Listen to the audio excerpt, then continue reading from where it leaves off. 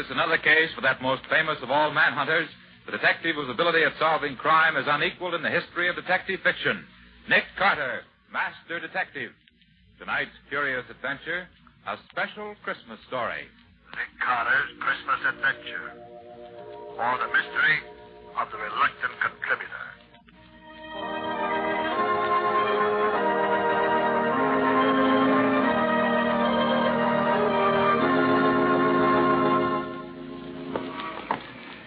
Well, Nick, we've been pretty lucky so far, haven't we? Yes, Gubby, we have. Which is another way of saying that folks are usually willing to contribute to your settlement house Christmas party every year, Nick. You know, Gubby, I was just thinking about this last name on our list. Yeah? Rasper.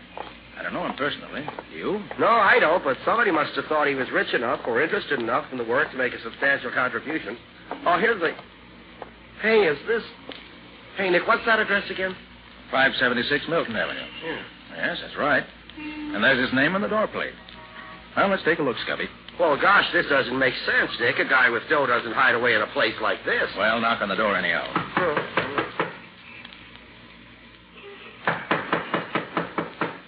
Doesn't seem to be anybody here, Nick. No, hold it, Scubby. I hear someone coming. Who is it? I'm Nicholas Carter. May I speak to Mr. Rasper, please? Nick Carter, eh? Yes, yes. And this is my assistant, Scubby Wilson. How do you do? You, Mr. Rasper? Yes. Well, come in. It's cold out there. You're letting all the heat out. Oh, beg your pardon. Come on, Scubby. Yeah, I'm in, Nick. I'm in. Now, what was it you wanted? Oh, Mr. Rasper, I've come to see if you would care to make a contribution to my Christmas party fund. I never make contributions. Oh, but you didn't let Nick finish, sir. The fund provides food and extra clothing for the needy and deserving The children. charity department's still working, isn't it? Well, of course, Mr. Rasper, but my object is to provide an inspiration for the young people who are underprivileged. People who haven't got any money are always trying to get it from those who have. Then you aren't interested in seeing that the children of the Lincoln Hall district are helped to a little happiness on Christmas Day? No, I'm not. Christmas is old-fashioned. I don't believe in it. It's a waste of money and time. Good day.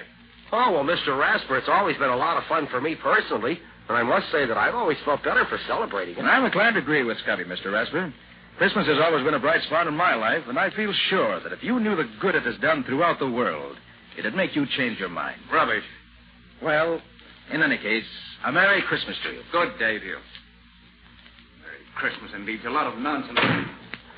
Come on, Nick. Let's get back to civilization. You know, Scubby, that man's wealthy, no doubt about that. And yet he's soured on Christmas and everything it stands for. You said a mouthful, Nick. You know, Scubby, there must be a reason why he thinks that way. And I'd like to find out what it is. Yeah, but you haven't anything to work on, Nick. Oh, no, Scubby, I haven't, not yet. But look here. I can finish up whatever has to be done this afternoon. Suppose you hop down to the newspaper office and go through the files there. There might just be something we could learn about Rasper that way. Okay, Nick, I'll be glad to. Then I'll have Riley check through the files at headquarters. It's a long shot, but something might turn up. Sure, maybe Patsy has run into something while she's been working down at the settlement house. She might know somebody who knows something about Rasper. Yeah, she might have that. I'll ask her about it. Okay. And maybe with all of us working together on it, we may learn why Rasper's so dead set against Christmas. I'd certainly like to find out.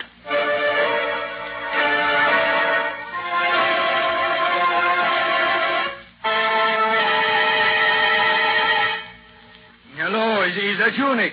Riley talking. I've been through my files here, and I can't find anything charged against a man named Ben Rasper. Oh, he was licensed to do business with a man named Howard Lowe, but Lowe died some years ago. Otherwise, Rasper is just a successful businessman. Yeah, that's right. I'll tell you what, though, Nick. There's an old fellow named Fred Anderson who used to be on the force who knows Rasper. Sure. You can find him at Lincoln Hall, where you're giving the party. Oh, he's the watchman there now. Okay, Nick, that's all right. See you tomorrow.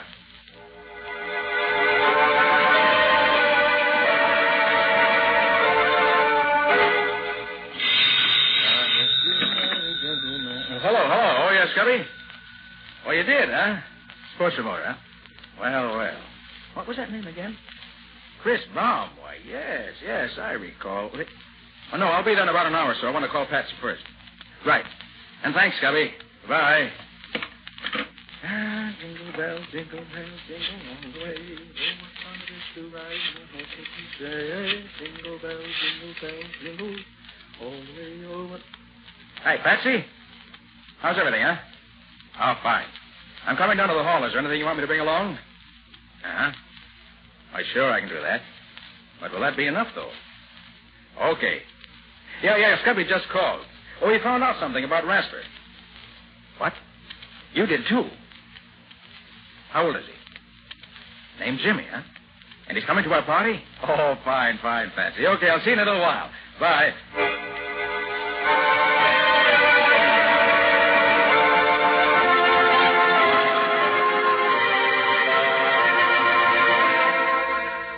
Oh, that's fine.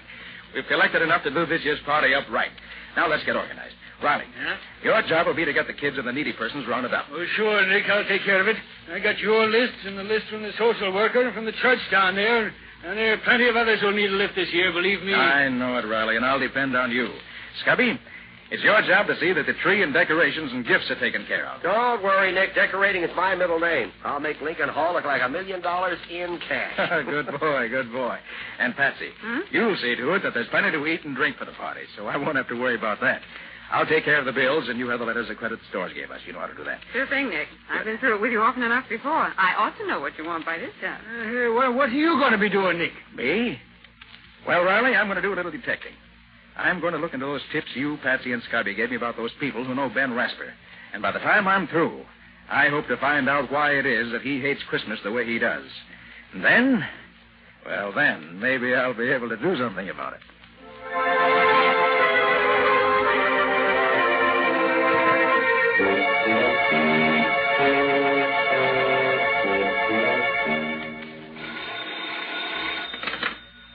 Hello?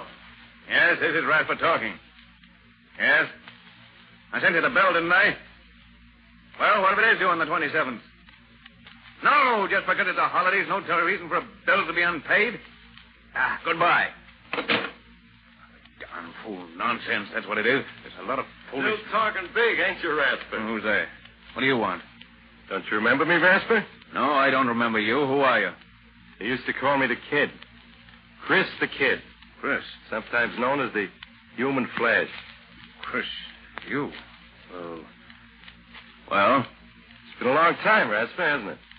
How'd you find me? Who sent you here? A fellow named Nick Carter told me I'd find you here in your office, even if it is Christmas Eve. Nick Carter? Oh, yes. Wanted me to give him some money for some fool party. Oh, for the party at Lincoln Hall, I guess. He's never asked me for anything. Just gave me what I needed, when I needed it. Yeah. So he hired you to come here and take up my time to get... No, he didn't send me here. Just said I'd find you here, that's all. I came here on my own accord, just to wish you a Merry Christmas. Thought you'd say that. Well, I don't mind, because it's on account of Nick Carter that I can stand on my own feet again. Not on account of you. What's that? You mind if I sit down? It was on Christmas Eve that we won our first fight, wasn't it? Fight? Oh, yeah, a long time ago. Yeah, it was a long time ago. I can remember the noise of the crowd, the glare of the lights, and the smoke curling around, and the brightness over the ring, and you leaning over me with that wet towel. You got him going, Chris. Another one like that last round, and you'll have him in the ropes for the count. How do you feel now, kid? Come on, Kitty Rasper. Just let me at him. I don't have to wait anymore. It's my meat right now. You take your orders from me, kid. I'm the brains here. When you get the signal from me, you give it to him. Okay, Rasper. You're the boss.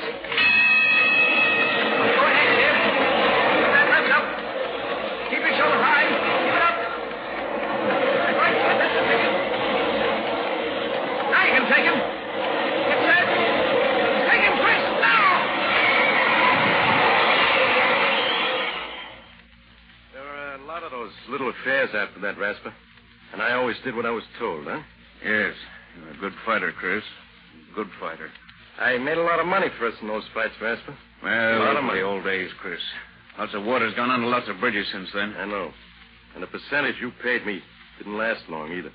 It went just like that water. But I didn't care much about things like that. Till the day a friend of mine came and gave me a warning tip. That started me thinking. Hello, kid. How do you feel? Oh, hello, Rasper. Where you been? I wanted to talk to you. I've been around. What's up? I got a tip today. You're signing up Timmy O'Day. You're going to manage him. Who told you that? Never mind. Is it true? That depends.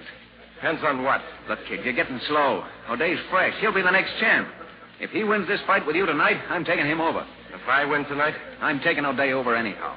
We've been together a long time, kid, and it don't pay to get in too much of a rut. So that's all it means to you, is it? Money. The payoff, huh? What about all the years we've known each other? What about the things we've been through? Why, you... No, don't get yourself all in a sweat, kid. It isn't good for you. You'll get your cut anyway. Don't worry. You'll get your cut. I'll see you later. Rasper, what'll I do? Tell me what to do. I can't see him. My eyes all puffed up. He's cutting me to ribbons. Tell me what to do, Rasper. Don't bother me, kid. Use your own judgment. You're on your own, as of now. But, Rasper, you always... You're on your own, kid.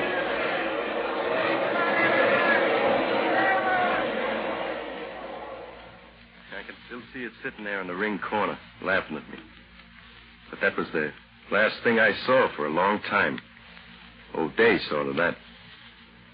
You must have coached him pretty thorough about my style. And then you really cashed in. Well, I haven't got much myself, but I'm still able to wish you a Merry Christmas, Rasper. Although I don't think you'll ever have one. Chris, I got some things to do, Rasper. Carter asked me to pick up some things for the party at Lincoln Hall tomorrow. We always have a swell time at Carter's Christmas parties. Too bad you can't enjoy anything like that anymore. Well, as I said before, Rasper, Merry Christmas.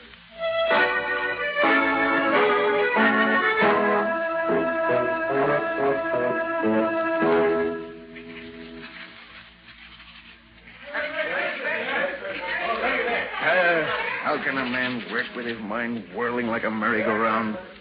Christmas Eve. God, it's a fine excuse for people to go around yelling at each other in the streets.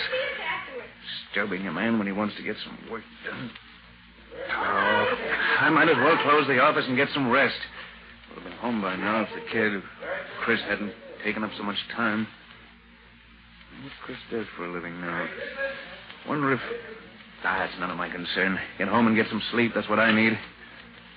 Who's that? I'm closing up. Come back tomorrow morning. Oh, I'm glad I got here before you left, Ben. Who is it? It's Nina, Ben. Oh, Nina. I only stopped by to speak to you for a moment. It's getting quite late, and Well, sit down for a moment, Nina. Oh, thank you. Here, let me get your chair. I suppose it's rather bold of me to come after all this time, but Why, no, Nina, no. I'm glad you did. Is there something you want? Oh, no. No, there's nothing you can do for me, Ben. Jimmy and I are doing very nicely. I just wanted to wish you a Merry Christmas. I was in the neighborhood doing some shopping for the party that Mr. Carter's giving at Lincoln Hall tomorrow, and How is he, Nina? Jimmy, I mean. Oh, he's fine, Ben. He's full of life and interested in everything. He has a good head on his shoulders, and he's very handsome, too. Oh, that's fine. Just fine. You're looking a little tired, Ben. Are you feeling well? Oh, yes, of course. I've been working hard, that's all. I don't spend much time at home. Not much reason to. That's the way you wanted it, Ben. Don't you remember? Nina, where are you? Oh, Jimmy, there's Daddy. Now, wait here for Mommy like a good boy, won't you? I'm coming, Ben. I've been keeping your dinner warm for you. I hope you'll... What's the matter, Ben? You look as if... That's nothing, Nina, nothing. I'm in a hurry, that's all. Well, you're always in a hurry, aren't you? Never have time for... Where's my dinner? Sit down, Ben. I'll have it for you right away. This plate is hot now. Be careful that you don't burn yourself. I won't. Salt free. Here you are, dear. Ben, when you've finished, won't you take time enough out of your business to help me get the tree decorated? I know Jimmy's too young to know much about it, but I'd love to have his Christmas all ready for him in the morning. Look, I'll put him to sleep right away, and then we can start. See, I have some holly and mistletoe for the fireplace, and some ribbon I won't and have paper time on for that, Nina. But, Ben, it's Christmas Eve. Surely you I have to get back to the office. I'm putting on a championship match for O'Day in January, and the things have gone haywire. Something that can't wait till tomorrow. I have to get it organized right away, that's all. Ben, this is Christmas Eve. Tomorrow will be Jimmy's first Christmas. Doesn't that mean anything to you? You and Jimmy celebrate Christmas any way you want to, Nina. I've something more important to do. Business is more important than sentiment. You certainly can see that. Yes, Ben. I can see that. I've been seeing it more and more during the last few years.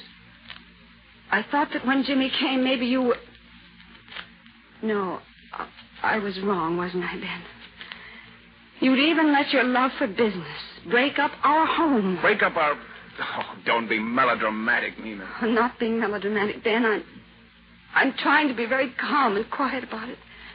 I've had a lot of time to think when I've sat alone here night after night. And those days on end when you've been away, attending to your business. And what has come out of all this thinking you've done? Just this, Ben. I'm not going on any longer. Either you belong to your family, or your family will get along without you. I have to rush, Nina. Good night. Not good night, Ben. It's goodbye. Jimmy and I are leaving tonight. Look, I haven't time to talk about it with you now, Lena. By the way, this will probably take most of the night. Good night. Goodbye, Ben, and Merry Christmas.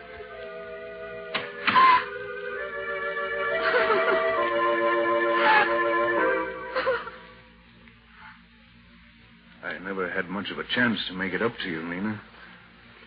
You've had all the chance you wanted, Ben. But, Nina, I just dropped by to say hello and to give you a wish for happiness during the holidays.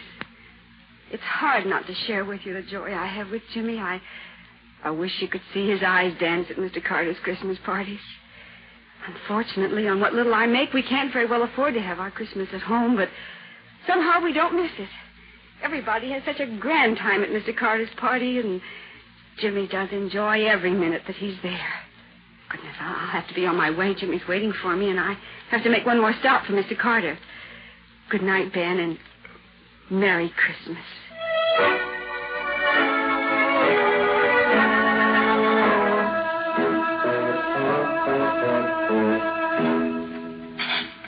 This stuff doesn't taste like anything.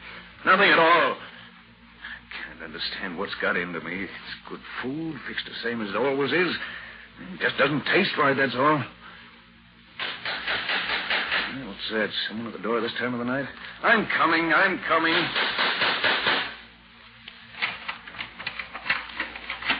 Hello, Ben. It's Fred Anderson. Glad I found you at home. I'm always at home this time of night. Yes, I suppose you are, Ben. Can I come in? Of course. I brought your package, Ben. Nick Carter sent me around with it. Said you'd probably be here alone tomorrow, and he'd like you to have it. Carter? What's Carter sending me? You might open it and see, Ben. I'm no mind reader. There's any reason why Carter would want to... Bottle of port wine. Let's see the card. Merry Christmas from Nick Carter. What's the idea? You know anything about this, Fred? No, but Nick Carter's a funny duck. Does lots of things people don't expect him to. Why, I don't even know the man. Only saw him once, and then... You want a glass of this wine, Fred? Don't mind if I do, Ben. Seeing as it's Christmas Eve, I don't mind at all. There's some glasses here somewhere. Say, how do you open this thing? Here, I'll do it for you, Ben. That does it. Now, go ahead, you open it. Yes? Oh, yes, all right. Well, there, ain't you drinking with me, Ben? Huh? Oh. Yes, I will. That's a ticket. Well, here's Merry Christmas for you, Ben. Yes, Merry Christmas. Well, what have you been keeping yourself, Fred? Oh, I've been sort of working around Lincoln Hall since I was retired from the force. I see. You know, while I was coming here tonight, I was thinking about those old days when I walked a beat. Funny, most folks call them the good old days, but I don't. You did all right in those times, didn't you? Oh, sure, I got along. I was just thinking about the different attitudes folks have nowadays toward being given a hand. They appreciate it more, it seems to me. Charity's still charity, Fred. That hasn't changed. Guess it's all in the point of view, Ben. I guess you haven't changed with the times. That night I met you near the bridge. I was sure you were going to see that you were headed in the wrong direction and wake up in time. Huh? Remember that night, Ben? It was Christmas Eve. You'd just come from the arena. They'd handed you your walking papers because you'd let them down cold. Merry Christmas, officer. Oh, Merry Christmas to you, sir. Well, what you doing out on a night like this, Ben? I thought you'd be up at the arena getting the New Year's fights lined up. What? Oh, it's you, Anderson. No, I'm not at the arena anymore. That's so. What happened? They decided tonight they'd rather have Davis take over my job. Fine Christmas present that is. Well, that's tough news, Ben. What you going to do now? I don't know. I can't seem to think straight. Oh, that's a crazy way for a man like you to talk. On a Christmas Eve, too? Christmas Eve. That's never been anything but a jinx to me. First I get stuck with that no-good fighter all day. Then Nina leaves me and takes my son with her.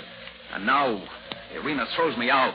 Well, maybe you better stop and find out what it is you're doing wrong, Ben. Maybe you're the one that's to blame, not Christmas Eve. They all take advantage of me. I made all the money I could for them, but I'm not going to do it anymore. Take it easy, Ben. Take it easy. You better go home and think it over. I have thought it over, Fred, and I know what the answer is. I'm going to make money for myself and nobody else. I'll show these people. I'll make so much money they'll come crawling to me on their knees. I won't have to ask for anybody's sympathy. You don't pay to think like that, Ben. You'll regret it. Now, look. I know that Bill Boynton, who runs the shoe store down on Elm Street, is looking for a man to buy in with him. Why don't Me you... work in a shoe store? Not in your life, Fred. I'm going after the big money. Big money. That's the only thing people understand, and I'm going to get it. Well, now you got it, Ben. You're one of the richest men in town. And what's it got you? Why, I don't know. Ben, it's too bad you don't get around and see what nice people there are in the world. People like this Carter fella, for instance. Does a man good to know people like him.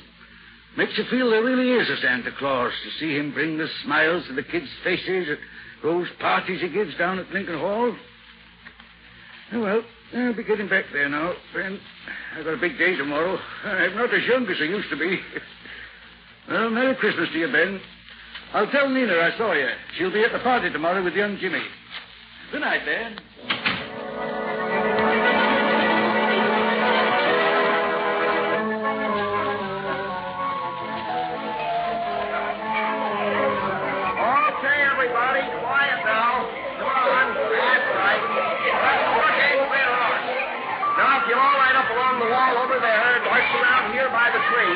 Lieutenant Riley will hand you your gift. Then you go around to the tables there and get your refreshment. Come on now, line up. That's it. That's the ticket. Now, march around here. Come on. Take your time now.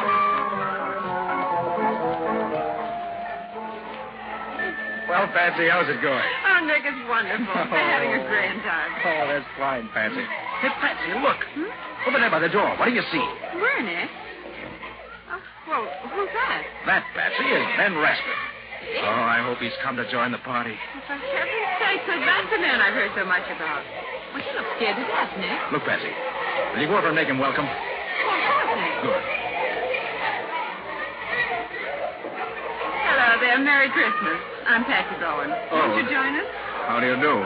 I hope I'm not... Do you mind if I just watch? Oh, of course not. Come right in. I wanted to thank Mr. Carter for the gift he sent, and I... Nick's right over there near the tree. Come along. Children seem to be enjoying themselves, don't they? They certainly do. There's Lieutenant Riley handing out the gifts there. And Scotty Wilson with him, standing next to this girl. Yes, I met Mr. Wilson. Little Lieutenant Riley, he's having as much fun as the children. So I see. Oh, there's a nice-looking boy there, Mr. Who... I mean, what's his name? Where? That one over there. Oh, that's Jimmy. He's a nice boy. His mother was a big help to me in getting the refreshments ready. There she is over there on the far side of the hall with the table, see? Oh, yes. Her son. Yes. Yes, Nick? I see. Oh, Nick, we have a new guest. Oh, hello there, Mr. Rasper. Merry Christmas. I'm glad you could join us. Thank you, Mr. Carter. I came to express my appreciation for the gift you sent me. I hardly know how to... Think nothing of it, Mr. Rasper. Your being here is thanks enough for me. Mr. Carter, that little boy coming along the line there, Jimmy, I think his name is. Do you think I might give him... I mean, could I hand him his gift, do you think? Why, certainly. Riley. Mr. Rasper here wants to lend a hand. Can you use him? Sure thing, Nick. Come along, Mr. Rasper. Thank you, Mr. Carter. Well, listen, you just hand them these packages as they come along, Mr. Rasper. And enjoy yourself, man. I will. There, little girl. Merry Christmas. Oh, thank you. Say, she liked it, didn't she? Well, they all appreciate a little kindness, Mr. Rasper. Now, here's a gift for that little boy there. Oh. Hello. Jimmy? Here you are. And a Merry Christmas, son.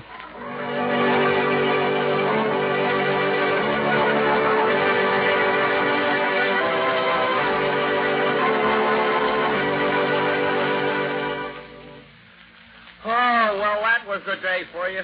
Gosh, I haven't had so much fun since last year. You played those games harder than any two kids in the bunch, Scubby. Yeah, and lost practically every time. You're kidding.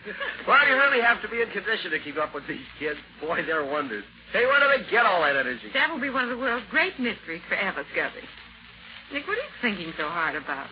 Oh, I was just thinking of the way Mr. Rasper took to the party. Oh? Hey, don't you mean the way the party took to Mr. Rasper, Nick? Yeah, I never saw a man open up the way he did. Why, it was wonderful. The children just flocked around him. And that's one of the greatest jobs that Nick Carter ever did. What do you mean, Riley? Well, Patsy, you'll never believe it, but when Nick and I went to see Rasper to get a contribution to the party, he was the hardest case of unadulterated unpleasantness I ever saw. But somehow Nick managed to get under his skin and bring out, well, what you saw tonight. Well, for heaven's sake. How did you do it, Nick? Well, it wasn't difficult, Patsy.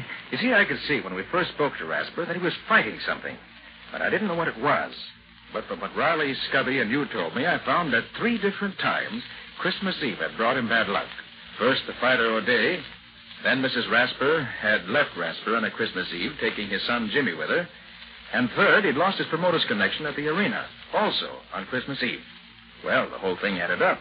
Rasper associated Christmas Eve with a list of unfortunate incidents and fought anything that suggested the holidays to him. He made a lot of money, but it never brought him happiness. The big thing for me was to make him realize that people and Christmas meant good and not evil. And from what I saw this afternoon, the Rasper family and the whole neighborhood, for that matter, is going to benefit by his awakening to that realization. Oh, Nick, that's wonderful. You deserve a kiss for that. Oh, thanks, Patsy. I'm glad you feel that way, too. You know, I'm happier this evening because of Mr. Rasper than I would be if I'd solved 20 murders. He's made this a really Merry Christmas for all of us.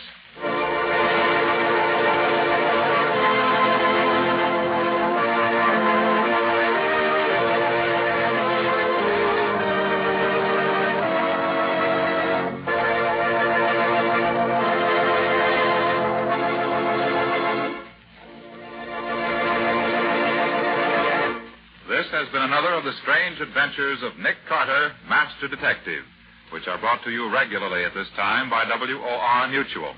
What's your story going to be about next time, Nick? It's a little different from the usual story because it started out with Nick himself being the victim of a holdup. Yes, and the man who held me up turned out to be innocent after all. Sounds a trifle complicated to me. It was complicated but interesting. And it gave me plenty of trouble before I found the solution. Including a sore throat that almost finished Nick Carter. A sore throat? Why should that be dangerous? Because it was the kind that you get from a rope around your neck. Hey, wait a minute. You mean... All the rest of the story you get 2 weeks from tonight. Now, so long, everybody. So long. So long, both of you. In the strange adventure you have just heard, Nick Carter was impersonated by Lon Clark, Patsy by Helen Choate, and Scubby by John Kane.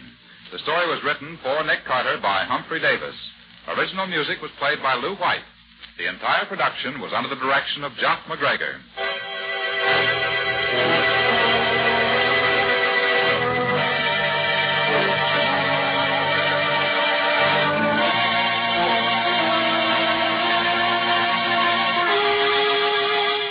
Two weeks from tonight, at the same time, listen to another curious experience of Nick Carter entitled The Double Disguise, or Nick Carter and the Mystery of the Kidnapped Heiress.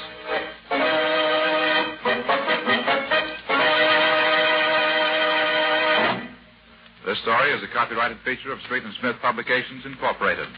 The Return of Nick Carter is produced in the studios of WOR and is broadcast over most of these stations Monday evenings at 9:30 Eastern Wartime. This is Mutual.